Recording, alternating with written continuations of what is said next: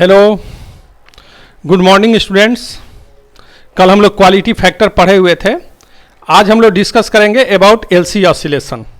यहाँ पर देखिए आपको फिगर दिखाया गया है। आप वन बाय वन फिगर को डिस्कस कर लीजिए। मान लीजिए कि सबसे पहले हम इस कैपेसिटर को फुल्ली चार्ज कर दिए। इस कैपेसिटर को फुल्ली चार्ज कर दिए और फुल्ली चार्ज करने के बाद इसको हम किसी एक इंडक्टर से कनेक्ट कर दिए हैं। तो जैसे ही हम इस कैपेसिटर को इंडक्टर से कनेक्ट करेंगे, ये इलेक्ट्रोस्टैटिक्स एनर्जी मैग्नेटिक एनर्जी के रूप में कन्वर्ट होना शुरू होती है। देखिए ये इलेक्ट्रोस्टैटिक एनर्जी कम होने लगी और वो किस में कन्वर्ट हो रही है भाई? मैग्नेटिक एनर्जी में कन्वर्ट हो रही है। कुछ समय के बाद ये इलेक्ट्रोस्टैटिक्स एनर्जी पूरी तरह से समाप्त हो गई और पूरी की पूरी इलेक्ट्रोस्टैटिक एनर्जी मैग्नेटिक एनर्जी में कन्वर्ट हो चुकी है। फिर यहाँ पर देखिए, चूंकि ये पूरी तरह मैग्नेटिक एनर्जी के रूप में कन्वर्ट हो गई है, तो ये मैग्नेटिक एनर्जी फिर से कैपेसिटर को चार्ज करना शुरू करता है, but with opposite polarity. Opposite polarity इसलिए कि पहले जो नीचे था ना, आप देख रहे हैं निगेटिव है, अब नीचे वाला प्लस होने लगा। और ये क्यों प्लस होने लगा? ये मैग्नेटिक एनर्जी इस कैपेसिटर को चार्ज करना शुरू किया विथ अपोजिट पोलरिटी। अब देखिए नीचे प्लस होने शुरू हुआ। एक ऐसी स्थिति आती है कि ये मैग्नेटिक एनर्जी पूरी तरह से समाप्त हो जाता है और कैपेसिटर फिर एक बार फुल्ली चार्ज हो गया, जैसा पहले था वैसा ही हो गया, बट विथ अपोजिट पोलरिटी।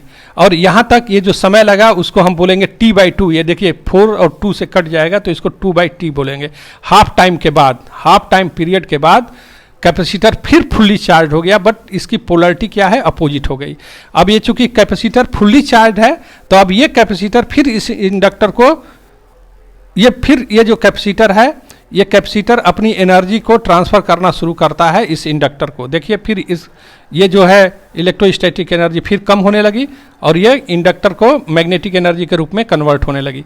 एक स्थिति ऐसी आती है कि इलेक्ट्रोस्टैटिक एनर्जी और मैग्नेटिक एनर्जी दोनों बराबर हो गए।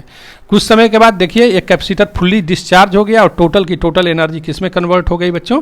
मैग्नेटिक एनर्जी के रूप में कन्वर्ट हो गई। अब फिर ये टोटल की एनर्जी टोटल मैग्नेटिक एनर्जी के रूप में कन्वर्ट हो गई है, तो ये मैग्नेटिक एनर्जी कैपेसिटर को फिर चार्ज करना शुरू किया। अब पोलरिटी, जैसे यहाँ पर प्लस था ना, अब पोलरिटी चेंज हो गया। नीचे प्लस था तो अब नीचे माइनस हो जाएगा, ऊपर प्लस हो जाएगा। पोलरिटी उसकी चेंज होने लगी। ओके, यानी मैग्नेटिक एनर्जी देख रहे हैं किस में कन्वर्ट होने लगी? इलेक्ट्रोस्टैटिक एनर्जी में। एक समय के बाद मैग्नेटिक एनर्जी फिर जीरो हो गया और कैपेसिटर फुल्ली चार्ज हो गया। जो स्थिति यहाँ पर थी वही स्थिति यहाँ पर हो गई। तो ये पूरा यहाँ से लेकर के जो यहाँ पर आ गए, एनर्जी जो पहले एनर्जी थी कैपेसिटर पर, उतना ही एनर्जी अब हो गई है, लास्ट में हुई है। और ये जो समय लगा, that time is known as time period. इसमें हो क्या रहा है? इसमें इलेक्ट्रोस्टैटिक एनर्जी मैग्नेटिक एनर्जी के रूप में और मैग्नेटिक एनर्जी इलेक्ट्रोस्टैटिक एनर्जी के रूप में लगातार कन्वर्ट हो रहे हैं। तो इस ऑसिलेट कर रहे हैं, तो इसी ऑसिलेशन को हम बोलते हैं एलसी ऑसिलेशन। इसमें देखो बच्चों टोटल 9 फिगर बने हुए हैं। थोड़ा कैसे 9 फिगर आप बनाएंगे, आप ध्यान से समझ लीजिए। शुरू में हमारा इलेक्ट्रोस्टैटिक्स, देखो ये एनर्जी मैक्सिमम था, यहाँ पर मैग्नेटिक एनर्जी 0 था। कुछ समय के बाद यानी T/8 समय, ये T=0 पर था। T/8 पर क्या हो गया? इलेक्ट्रोस्टैटिक एनर्जी और मैग्नेटिक एनर्जी दोनों बराबर हो गया। T क्या है? कैपिटल T क्या है? टाइम पीरियड है। फिर T/4 पर आप ऑसिलेशन हो रहा है। इस ढंग से आप ऑसिलेशन समझिए, ऐसे ऑसिलेशन हो रहा है। यहाँ पर इलेक्ट्रोस्टैटिक एनर्जी मैक्सिमम है, यहाँ पर इलेक्ट्रोस्टैटिक एनर्जी और मैग्नेटिक एनर्जी दोनों बराबर है। यहाँ पर इलेक्ट्रोस्टैटिक एनर्जी बिल्कुल बॉटम पर 0 हो गया, मैग्नेटिक एनर्जी मैक्सिमम हो गया। फिर ये अपोजिट डायरेक्शन में चार्ज होना शुरू किया कैपेसिटर, और यहाँ पर इलेक्ट्रोस्टैटिक एनर्जी और मैग्नेटिक एनर्जी बराबर हो गया। फिर यहाँ पर इलेक्ट्रोस्टैटिक एनर्जी मैक्सिमम हो गया। देखिए यहाँ पर इलेक्ट्रोस्टैटिक एनर्जी मैक्सिमम हो गया। फिर यहाँ इलेक्ट्रोस्टैटिक एनर्जी और मैग्नेटिक एनर्जी बराबर हो गया। फिर यहाँ इलेक्ट्रोस्टैटिक एनर्जी क्या हो गया? 0 हो गया। फिर यहाँ इलेक्ट्रोस्टैटिक एनर्जी और मैग्नेटिक एनर्जी बराबर हो गया। फिर यहाँ पर इलेक्ट्रोस्टैटिक एनर्जी मैक्सिमम हो गया। तो इस ढंग से 9 ग्राफ हमारे 9 फिगर हम शो किए हुए हैं इसको। तो इलेक्ट्रोस्टैटिक्स एनर्जी कितने बार 0 हो? एक बार मैक्सिमम था, देखो ये 0 हो गया।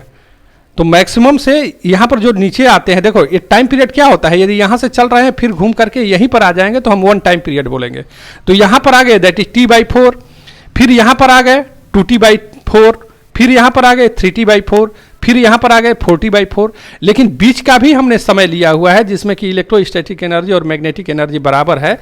इसलिए चूंकि यहाँ से यहाँ तक का टाइम क्या है, T/4 है, तो बीच में हमने एक टाइम लिया है T/8, जहाँ पर कि इलेक्ट्रोस्टैटिक एनर्जी और मैग्नेटिक एनर्जी बराबर है।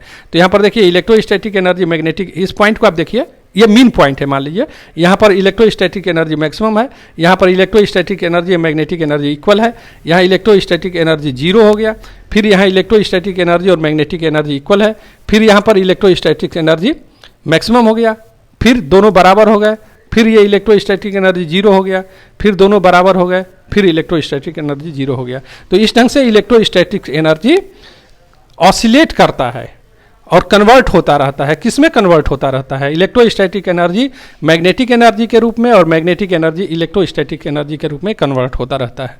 And this oscillation is known as LC oscillation. और देखो बच्चों, ये एल है और ये सी है, इसको हम टैंक सर्किट भी बोलते हैं। ये यहाँ पर इसको हम एल से डिनोट करते हैं और ये सी, दिस एल सी, ये जो सर्किट बना रहे हैं हम, इसको हम टैंक सर्किट भी बोलते हैं। तो आप इस फिगर को बना लेंगे वीडियो पॉज करके, तो टाइम लगेगा आपको बनाने में। वीडियो पॉज करिए और वीडियो पॉज करके आप बना लीजिए। और देखो बच्चों, सिमिलरली हम थोड़ा इसको और एक्सप्लेन कर देते हैं। मान लीजिए किसी पर्टिकुलर इंस्टेंट पर जब चार्जिंग और डिस्चार्जिंग शुरू हो रहा है, जब चार्जिंग और डिस्चार्जिंग हो रहा है, कोई भी हम at particular instant of time T, at a particular instant of time T, मान लीजिए कैपेसिटर पर कितना चार्ज है, क्यू चार्ज है। हमारा इस एलसी ऑसिलेशन है, यहाँ पर ये एल है और ये सी है, ये एल है और ये सी है। ओके, तो किसी पर्टिकुलर इंस्टेंट ऑफ टाइम पर मान लीजिए कैपेसिटर पर चार्ज क्यू है। आप इस बात को लिख लेंगे, let Q be the charge on the capacitor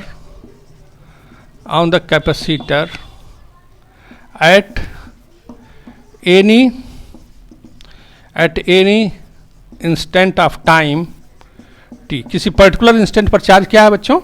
q है। तो यहाँ इसके अक्रॉस पोटेंशियल डिफरेंस कितना हो जाएगा? q/c। ओके, और उस समय जिस समय चार्ज q है, उस समय di/dt is the rate of change of current, di/dt where, हम ये लिख देते हैं where di/dt be the rate of change of current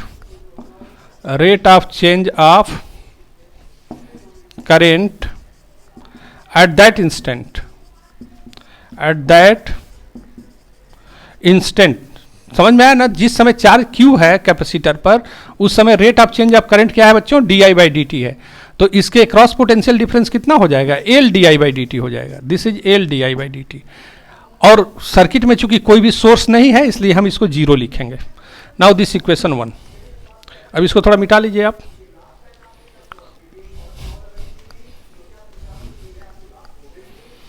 तो हम I को क्या लिखते हैं? L d/dt। I को हम लिख सकते हैं dq/dt, rate of change of charge. This is equal to q/c is equal to 0। Now this implies this L d2q/dt square plus q/c, this is equal to 0। okay, now after that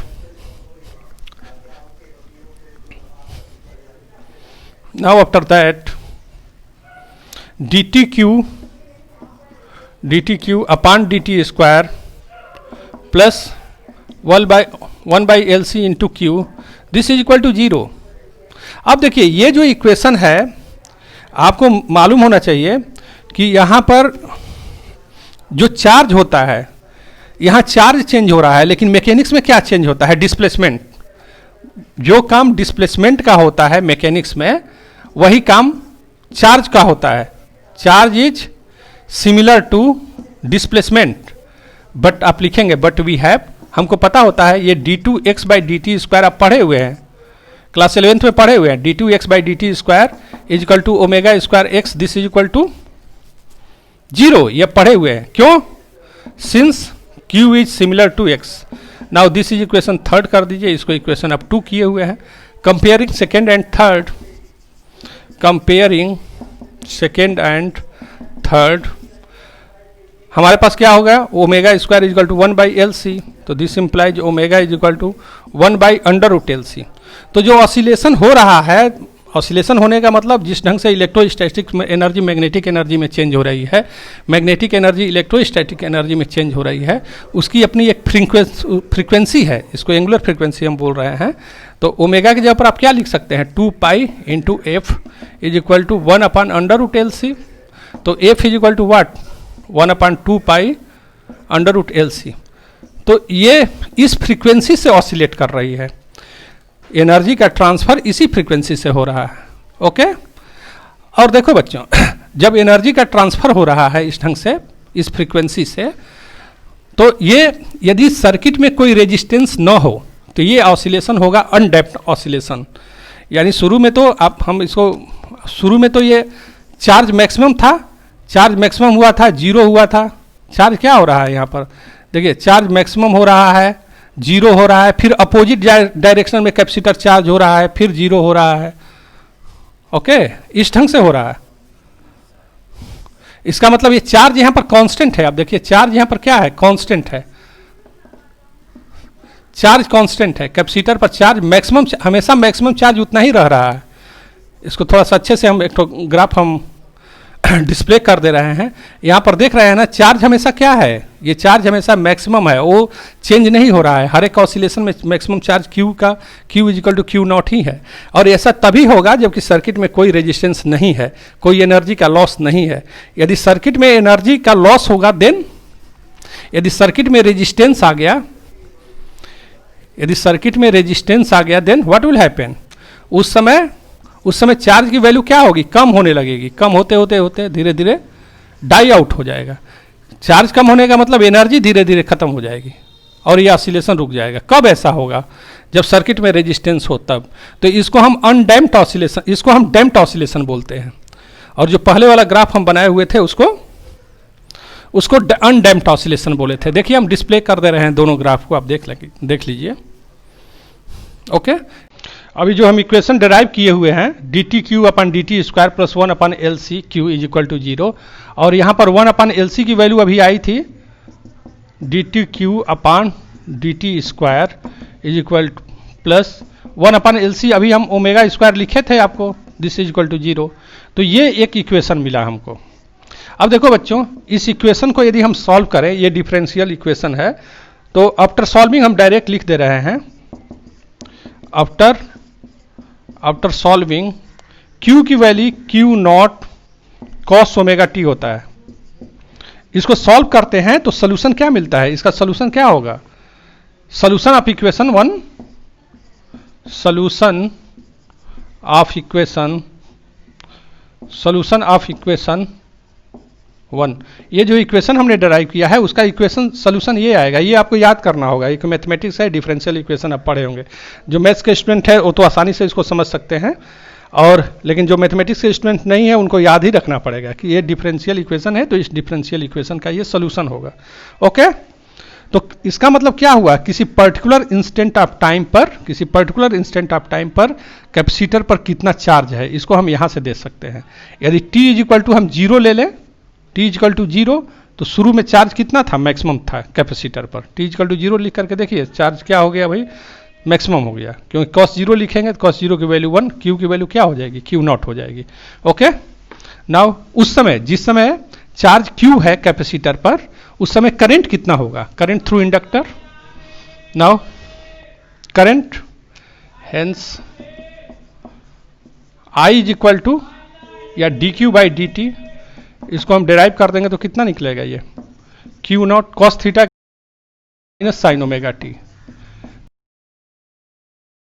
और ये omega t है, omega t को एक बार फिर से differentiate करेंगे हम, तो ओमेगा t को डिफ्रेंशिएट करेंगे तो ओमेगा आएगा, ये साइन t। लेकिन ये t नहीं ना है, ये ओमेगा t है, इसलिए फिर से उसको हम डिफ्रेंशिएट करके मल्टीप्लाई करते हैं। तो ये हमारा I की वैल्यू आ गई minus Q0 omega sine omega t। तो किसी जिस समय चार्ज Q है उस समय करंट कितना होगा बच्चों, ये इस ढंग से करंट के लिए एक्सप्रेशन हमारा आ गया। Now what will be the magnetic energy at that time and what will be the electrostatic energy at that time, आप देखेंगे। हेंस हेंस टोटल एनर्जी या मैग्नेटिक एनर्जी आप देखेंगे U B is equal to half L I square, ये आपको पता है। तो U B is equal to half L I की वैल्यू आप पुटअप करेंगे, स्क्वायर जब कर देंगे तो माइनस प्लस हो जाएगा, Q square omega square sine square omega T. Okay, इस ढंग से हम इसको लिख सकते हैं। ये यू बी कहने का मतलब है मैग्नेटिक एनर्जी। लेकिन ओमेगा स्क्वायर की वैल्यू तो आपको पता है, omega square is equal to 1/LC।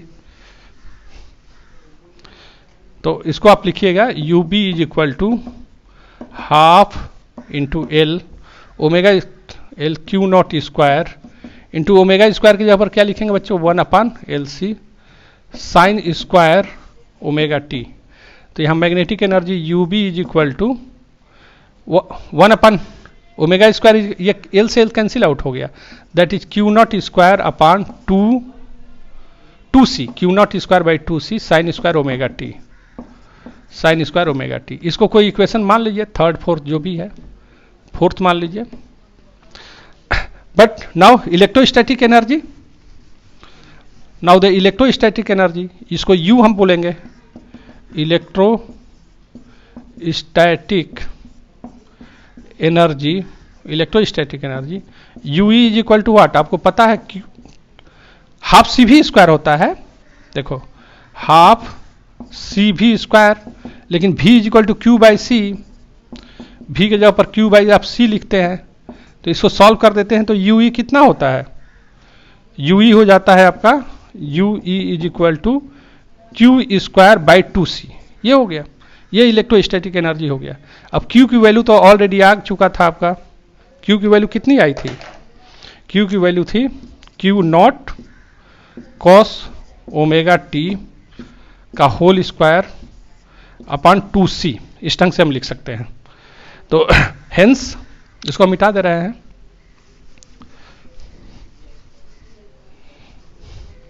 Hence the electrostatic energy, hence U E is equal to, direct आप लिख लीजिए U E is equal to, that is electrostatic energy.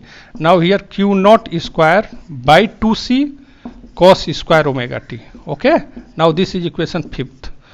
Adding equation 4th and 5th, therefore the total energy, hence the total energy u कितना हो गया, u is equal to magnetic energy plus electrostatic energy, दोनों को आप सम कर दीजिए। Time के साथ कैसे इलेक्ट्रोस्टैटिक एनर्जी और मैग्नेटोस्टैटिक एनर्जी चेंज कर रहे हैं, उसी के लिए हम एक्सप्रेशन निकाल रहे हैं। तो now u is equal to U B आप लिखे थे कितना, यू बी आया था Q naught square upon 2c sine square omega T, और यू सी कितना आया है Q naught square upon 2c cos square omega T. तो total energy Q naught square upon 2c यदि कॉमन आप ले लीजिएगा तो ये हो जाएगा sign square omega T plus cos square omega T. देखिए टोटल ये वैल्यू 1 हो गया। तो टोटल एनर्जी हमारा टाइम पर डिपेंड नहीं करता है। इलेक्ट्रोस्टैटिक एनर्जी टाइम पर डिपेंड कर रही है, मैग्नेटिक एनर्जी भी टाइम पर डिपेंड करती है, but total energy time independent होता है। ऑसिलेशन के दौरान भी टोटल एनर्जी कितना होता है, that is independent of time, क्योंकि ये वैल्यू 1 हो गया, दिस इज कांस्टेंट, ये इंडिपेंडेंट ऑफ टाइम हो गया। ओके, तो ये भी इंपॉर्टेंट है, इसको आप ध्यान रखेंगे कि ऑसिलेशन तो हो रहा है, लेकिन ऑसिलेशन के दौरान जो टोटल एनर्जी होती है that is independent of time रहती है। ओके, ठीक है, हम कुछ न्यूमेरिकल्स प्रॉब्लम आपको दे रहे हैं, डिस्प्ले कर दे रहे हैं, उसको आप बनाइएगा। Okay, thank you.